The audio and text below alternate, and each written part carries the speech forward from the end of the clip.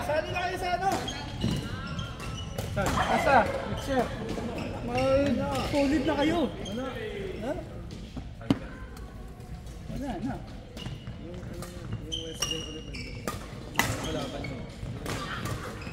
Ano lang naman yun eh. Bago si Bong lang naman yun. Kita mo nung wala si Bong? Bagsak.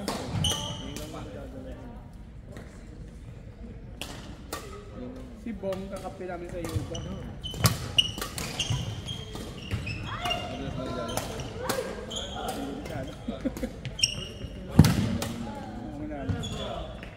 Pero sinasabihan mo pagka walang laban.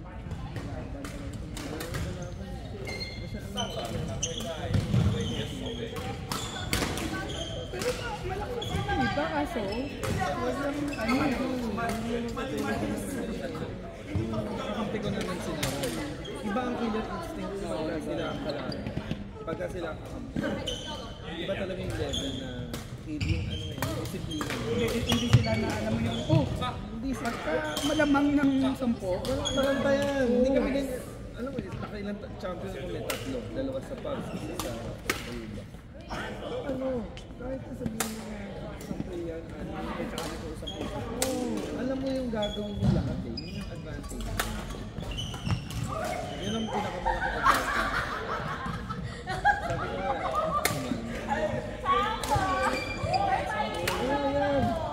hanggang hindi mo binibigyan ng 30 lang.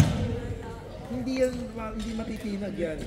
Normal lang yun, naglalaro lang tayo. Laro-laro lang yun. Niloloko nga namin yung iba eh. Huwag na kayong mag-ano kasi baka hindi pa kalaro yung iba. Ang dami pa rin na naglalaro. Minsan ang kalaban ay dapat sabi mo, medyo ko naman NCL1, NCL2. Katulad ng dati, kami nila, nung nilalaban pa si Luwas, sila, Cavite Boys, versus ka, wala pa si si Bernard, sa bata pa. So, si Ron, si Vance, ako, tapos si Kupe. Tara. Kung magagaling na, dali. Kayo pa, hindi pa kayo. Mga babae daw muna.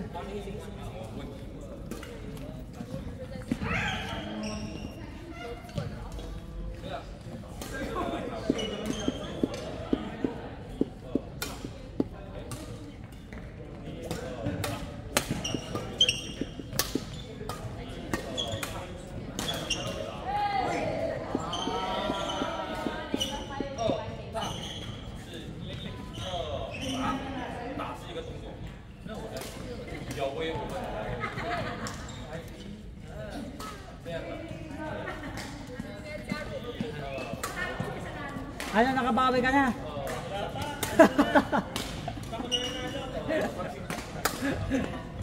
Puro na lang ano? Puro na sa ano? KFC na lang, baka manalap ka doon. Pag napost na. Okay lang. Okay na talo sa game, basta score na natin mo. Okay.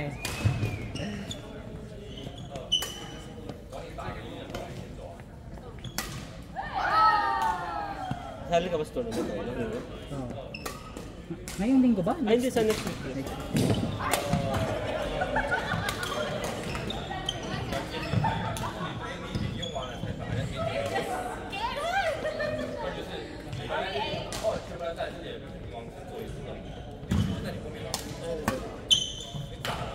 Sabay call pa rin.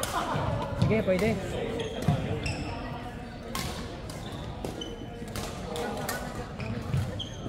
Huwag ka na nahirapan mo eh. Ha? Makaka-chance ka na pag-chance. Ano yan eh? Hirap ka na makaka-chance. Di ba na-jowa yan? Jowa na eh? Jowa niya? Ay, hindi ko alam. Jowa niya. Kaya pala kanina lapit na lapit na tapos sinawa kayo. Ano gusto ko? Hindi, akala ko ano lang. Sarap maging coach yan. May bayad na. May hawak pa eh. Ayos. Dalawa panalo eh.